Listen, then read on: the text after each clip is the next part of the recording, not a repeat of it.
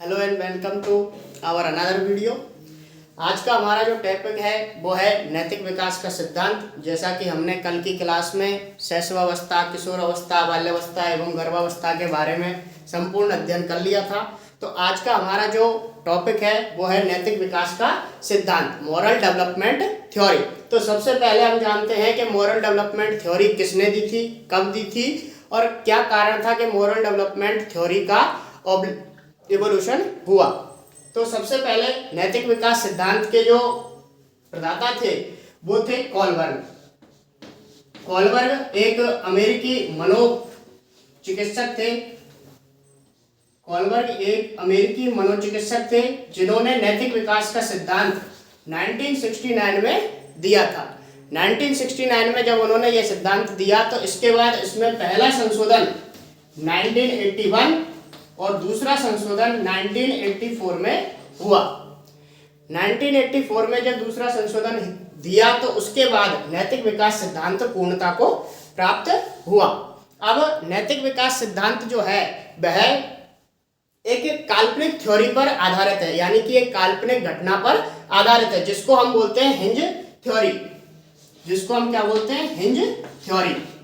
Hinge की theory क्या है कि हिंज एक काल्पनिक कथावाचक था या काल्पनिक कथा का प्रारूप था, जिसमें यह बताया गया कि हिंज की पत्नी गंभीर रूप से बीमार हो जाती है तो डॉक्टर के द्वारा उसको बहुत सारे पैसे देने के लिए कहा जाता है। हिंज के पास पैसे होते नहीं है तो वह एक सामाजिक मनोस्थिति में जाके फंस जाता है कि अब मैं पैसों का इंतजाम कहाँ से करूं। यदि मैं कोई गलत कार्य करता हूं तो समाज के विरुद्ध जाता हूं, लेकिन अगर मैं अपनी पत्नी को मरने देता हूं तो भी मेरे लिए यह गलत होगा, क्योंकि पत्नी मेरी अर्धांगिनी है, मेरे सभी सुख दुख के मैं उसका साथी हूँ और वो मेरी साथी है। अगर मैं उसको मरने देता हूँ तो भी मैं अपने आप में हानि करूँगा, और यदि मैं समाज के विरुद्ध जाता हूँ तो भी मेरी हानि होगी। तो यहाँ पे हिंज जो है वो एक नैतिक दुविधा में आके फंसता है। जैसा कि आपको दिख रहा है मॉरल डायलेमा।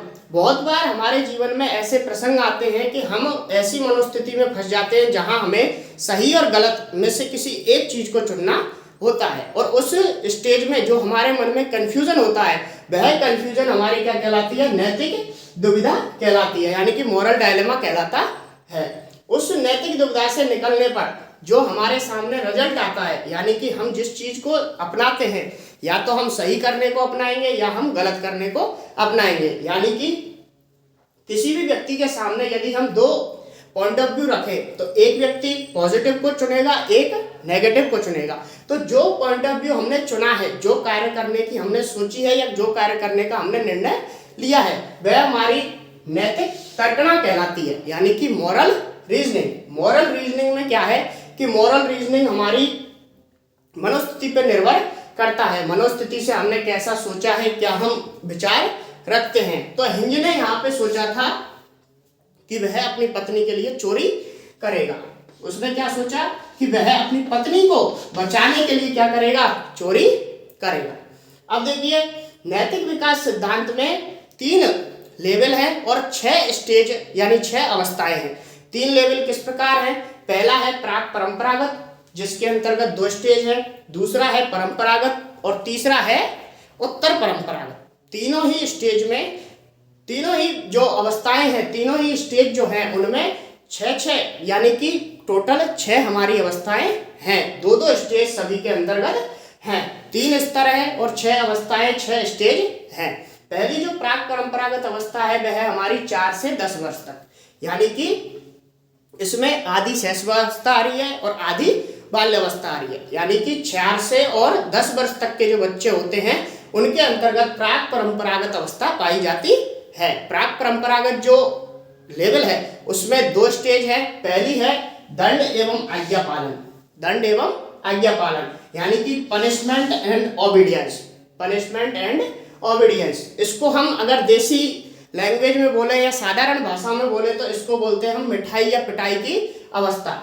इसको हम क्या बोलेंगे? मिठाई या पिटाई की अवस्था। यानी कि बच्चा मिठाई और पिटाई दोनों ही प्रलोभन से किसी कार्य को करता है। यानी कि 4 से 10 साल तक का जो बच्चा होगा वो पहली चीज ये सोचेगा, यदि मैंने होमवर्क नहीं किया तो स्कूल में टीचर मुझे पनिशमेंट देगी। यदि गोलू ने उसका होमवर्क नहीं किया है तो गोलू की मैम उसको पीटेगी। यदि अंशु ने अपना स्कूल का होमवर्क, स्कूल का कार्य याद नहीं किया है तो उसकी मैम पीटेगी, वह उसकी मम्मी से शिकायत करेगी, फिर उसकी मम्मी उसको लतियाएगी। तो उस लतियाने से बचने के लिए, यानी कि उस दंड से बचने के लिए वह उस कार्य को करता है। दूसरी बात आती है कि आज्ञा पालन, यानी कि मिठाई के लालच में बहुत बार हम 4 से 10 साल के बच्चे से किसी भी कार्य को कराने की जब पेशकश करते हैं तो हम उसे थोड़ा बहुत लालच देते हैं या कोई मिठाई देने का प्रलोभन देते हैं। उस मिठाई की वजह से वह उस कार्य को कर देता है। इसके बाद बात आती है साधनात्मक सापेक्षता उन्मूलन। साधनात्मक सापेक्षता क्या होती है? इसमें हम देखते हैं कि टेट फॉर टैट, जैसा हम बच्चे के साथ व्यवहार करते हैं सेम बच्चा वही पलटकर हमारे साथ व्यवहार करेगा। यानी कि बच्चे के साथ यदि हम किसी भी प्रकार का व्यवहार कर रहे हैं तो वह उसी प्रकार का व्यवहार हमारे साथ करेगा, जिसको बोलते हैं इंस्ट्रूमेंटल रिलेटिव। यानी कि हमने बच्चे के साथ यदि उद्दंडतापूर्ण व्यवहार किया है, जैसे हमने उसके पीठ पे हल्की सी थप्पी मार दी, तो वह भी बदले में हमारे थप्पी मारने का प्रयास करेगा। हो सकता है कभी वो डर जाए या फिर हमारे मार भी दे। तो इसको बोलते हैं हम साधनात्मक उपेक्षता, यानी कि जैसा हमने किया है वैसा ही परिणाम वह हमें प्राप्त कराएगा। अब देखते हैं दूसरी लेवल परंपरागत, यानी कि कन्वेंशनल, जो कि होती है 10 से 13 वर्ष तक के लिए, जो कि किसके लिए होगी? 10 से 13 वर्ष की। अब इस अवस्था में क्या होता है? इसमें 2 अवस्थाएं आती हैं, एक होता है अच्छा लड़का अच्छी लड़की, और दूसरी होती है सोशल ओरिएंटेशन। सोशल ओरिएंटेशन यानी कि कानून व्यवस्था, लॉ एंड ऑर्डर। अब देखिए, अच्छा बच्चा और बच्ची बनने की प्रवृत्ति में क्या होता है कि जो भी बच्चे बच्चियां होंगे वो दूसरे को दिखाने के लिए, दूसरे को खुश करने के लिए कार्य करते हैं, जिसको कि हम बोलते हैं इंटरपर्सनल।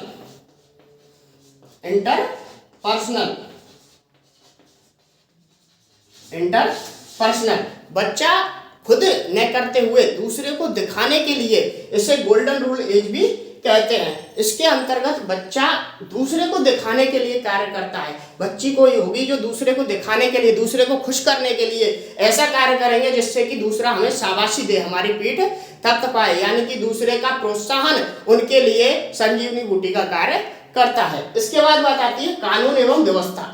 जब हम 10 से 13 साल के बच्चे के साथ कहीं पर भी कोई यात्रा पर या किसी प्रोग्राम में जाते हैं तो यदि हमसे कोई भी नियम का उल्लंघन होता है तो जो नियम उसको उसके अध्यापक ने, उसके परिवार में से उसने सीखे हैं, वह उनकी पालना करने की हमसे उम्मीद करता है। यानी कि यदि हम किसी ट्रैफिक लाइट को तोड़ते हैं, ट्रैफिक लाइट जंप करते हैं, उसका पालन नहीं करते, हेलमेट नहीं लगाते हैं, तो छोटा बच्चा हमको बड़े प्यार से उस चीज को पालन करने के लिए कहता है। यानी कि बच्चा ये जानता है कि हमें कानून एवं व्यवस्था के लिए क्या करना है और क्या नहीं करना है।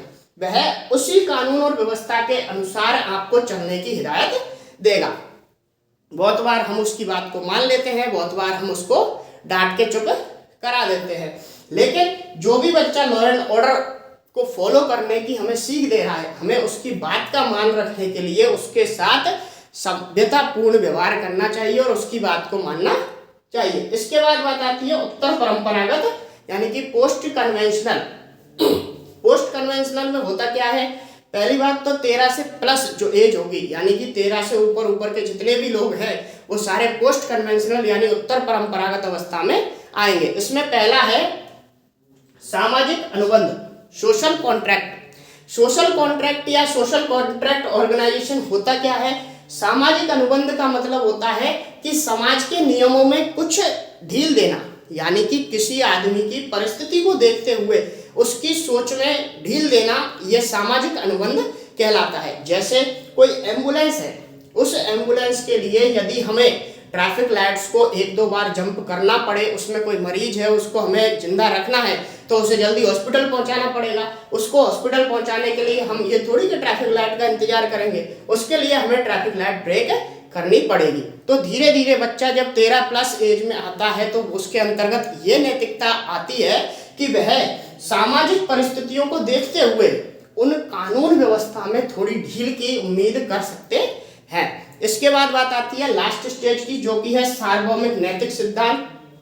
सार्वभौमिक नैतिक सिद्धांत हमें यह बताता है कि बच्चे का क्रोध, ईर्ष्या, घृणा आदि सब कुछ नष्ट हो जाता है और वह स्वयंभू हो जाता है, यानी कि वह अपने सारे संवेगों को खत्म करके और अपने आप को एक आदर्श व्यक्ति के तौर पे समाज के सामने पेश करने को तैयार हो जाता है। आदर्श के तौर पे पेश करने का मतलब होता है कि उसे आप कभी गोविंदा कभी सन्नी देओल वाली कंडीशन में नहीं देखेंगे, यानी कि जैसा वह किशोर अवस्था में था कि किशोर अवस्था में उसके संवेग अस्थिर थे, लेकिन जिस व्यक्ति के अंतर्गत या जिस बच्चे के अंतर्गत सार्वभौमिक नैतिक सिद्धांत डेवलप हुआ है तो वह बच्चा अपने संवेगों पर कंट्रोल करने की बहुत कोशिश करता है और बहुत हद तक वह उसमें कामयाब रहता है। उसके अंदर क्रोध, घृणा आदि कोई भी प्रकार की तत्व उपस्थित नहीं होंगे। अब यहाँ पे एक अवस्था ऐसी है जहां पे नैतिकता शून्य होती है। नैतिकता शून्य होती है, वो होती है हमारी दंड एवं आज्ञा पालन की अवस्था। दंड एवं आज्ञा पालन की अवस्था में नैतिकता बिल्कुल शून्य होती है, नैतिकता होती नहीं है, बच्चा नैतिकता के बारे में कुछ नहीं जानता है। यहाँ पे केवल वह पनिशमेंट से बचने के लिए, दंड से बचने के लिए कार्य करता है, जबकि यहाँ पे वह जैसा उसे मिला है वैसा ही पेशकश आपके सामने करता है, यानी कि टिट फॉर टैट की अवस्था कहलाती है। गुड बॉय, गुड गर्ल, जो कि एक गोल्डन रूल एज है, गोल्डन एज है, जिसको हम बोलते हैं सबसे अच्छा टाइम, एज का सबसे अच्छा टाइम, क्योंकि इसमें दूसरों के सापेक्ष से वह चलता है, दूसरों को दिखाने के लिए कार्य करने की प्रवृत्ति रखता है, दूसरों के बारे में ज्यादा सोचता है, खुद के बारे में कम सोचता है। तो ये था हमारा आज का मॉरल डेवलपमेंट थ्योरी का एक छोटा सा वीडियो। आपको यह कैसा लगा आप जरूर बताएं और मिलते हैं आपसे अगली वीडियो में। Thanks for watching.